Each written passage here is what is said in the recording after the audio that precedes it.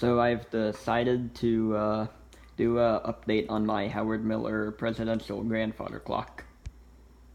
It seems to be doing okay now. I just wound it a few hours ago, and it's looking pretty good. It'll chime in a few seconds. We'll hear it play St. Michael's at 6 o'clock.